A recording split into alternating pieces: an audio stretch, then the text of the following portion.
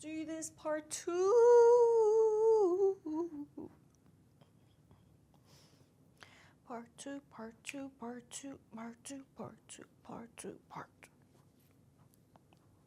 2. Okay, how should I sit? Can I put my legs up? No, I can't put my legs up. How should I put? By the way, I really don't like to sit like this because I feel like my energy is blocked if I sit like this. But if I'm like more, in a better flowy posture, let's call it, I feel like this is more like comfortable. It's more real, it's more comfy, you know, rather than, oh, let's sit on a podcast or on the camera or try to content create professionally with some information that we have, so we have to sit like this. I don't know what's going on with the accent, but anyway. I'm gonna sit like this because apparently it looks a little bit more feminine, you know? But I'll switch it up in a bit. But let me get into part 2 of why I'm here. Why I'm here today in this session, not why I'm here on Earth. Why I'm here on Earth, I'll get into that at some point. But right now, why I'm here in the studio, and I've booked the studio for an hour and a half to speak about 3 different topics. So we're about to enter the second topic right now, which is the art of simply being. Wow. The art of being. The art of simply being you. A lot of people are facing this dilemma within themselves, trying to find their purpose. What is my purpose? I don't know what my purpose is. I can't find my purpose. The peer pressure and the society pressure and the social pressure and the cultural pressure and the everything fucking pressure of oneself trying to find their purpose is ridiculous. Because let me tell you something. The first step to truly find your purpose is in the art of simply just being you. The art of simply being you, and it's a practice. I've actually practiced this for 3 years of my life, not knowing what my purpose is or what the hell I'm doing. It's not rocket science and it's not tricky. It's simply in the name. You literally do absolutely nothing apart from existing, apart from being, apart from practicing who you are, waking up as you. It all starts by starting to observe, not absorb. You observe your surrounding. You start watching things happening instead of trying to make things happen. And I'm literally speaking on all aspects. As much as I'm speaking about the big stuff, I'm also speaking about the little stuff. Start in your simply day-to-day life. Watch things happen instead of waiting for things to happen. How do you do this? How do you practice your existence? I'll give you an example. It can really take you to deep meditative states within, with your eyes open, with you observing, with you being focused on your surrounding. It can be mid-meditation, in a busy coffee shop, or even in your workplace, in your bedroom. It can be in any setting you want. You sit there and you just watch. An extra helpful tip is to have your journal with you, and you can write down your observations and your insights on what you're seeing in front of you. But start by taking yourself out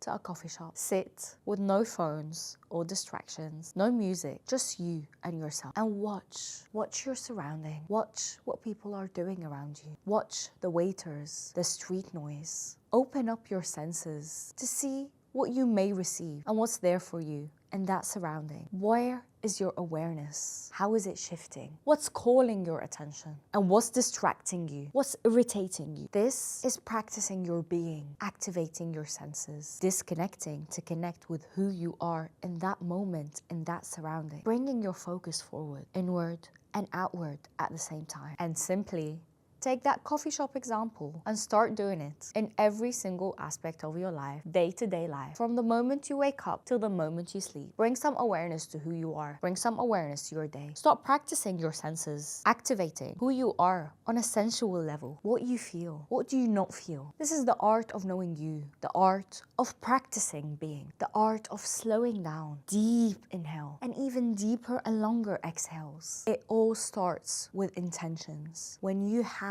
the intention to start practicing your being and sensing your existence, you will learn more about yourself than anything else in this world can ever teach you. Honest to God, universe, source, creation, Jesus, whoever and whatever your faith is. Honestly, I promise you, this is how your purpose becomes clear to you. This is how you find yourself. By simply just being you with you. Simply just practicing who you are. Allow yourself to be. We're so taken away by everything that's happening around us, by all the outside noise, that we actually forget to allow ourselves to be who we are, to practice our being. And it's only through practicing your own being and giving yourself space and time to be who you are in each present moment. This is when you start emerging and evolving into who you are becoming. And you know what we need to do is to drop the control. Much easier said than done. And you've probably heard it so many times. We are all so blinded to it because we are all control freaks, whether we like it or not. Whether you want to accept what I'm telling you right now or not. You, just like everyone else, we're all control freaks. Trying to control time, trying to control money, trying to control things we do, things we don't do, things others do for us, things others don't do for us, setting expectations, wanting things to happen, wanting things out of the way. That is all control. And the more you drop the control, the more you start practicing who you are, practicing existing, practicing your being, bringing yourself forward, inward and outward, closer to your essence and to your purpose. There is no such thing as my way or the highway. It's good to have a plan or a vision for your future or where you're heading, but to truly practice your being and practice your existence and have trust, you just need to walk that path blindfolded with full trust without trying to dictate that path. Yes, have a vision. Yes, have a plan. Yes, have some insights and ideas. Start walking, but don't dictate it. Drop the control. Allow it to come to you. Let it prosper. Let it flourish. And you know what? Perhaps let it go. If it goes, then bye. Carry on practicing your being. Carry on practicing your existence because it's not meant to be. And that is dropping the control, accepting that it's not meant to be, and going back on the track of you, the track of allowing yourself to be, practicing your existence, sitting with who you are, letting who you are come forward. This will help you to find joy in the little things. It will awaken your attention, your creative side, parts of your brain that are completely blocked because you are increasing your focus and your concentration on your environment, on your surrounding,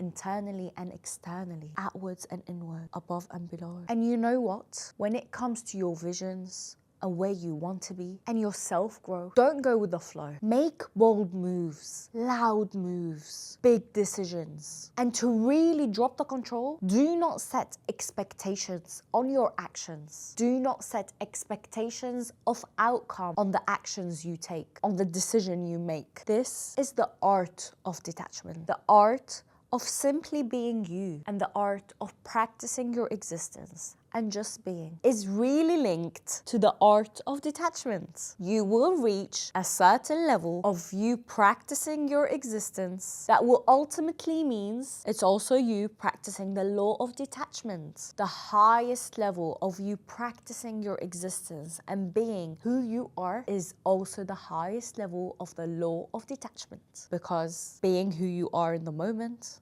and practicing your being is releasing any attachments, releasing any outcomes, releasing any results, any distortions. It's simply just being and accepting what's coming, accepting what's going. You're just the observer. You're only watching. And this is how you broaden your vision. Because when you try to control, when you try to dictate, when you try to have a plan, I know it sounds ridiculous.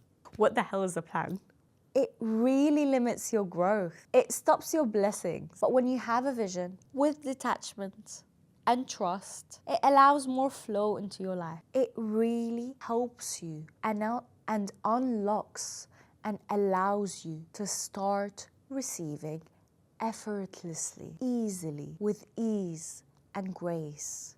You'll stop getting slapped and it'll start to feel more like universal gentle hugs. And this is how the art of simply being, the art of practicing your existence helps you to find your purpose, because it allows you to just be you with yourself for some time, for things to come forward your way, detaching from any outcomes and allowing yourself, opening up to receive. Showing up, opening up to receive, to show up more.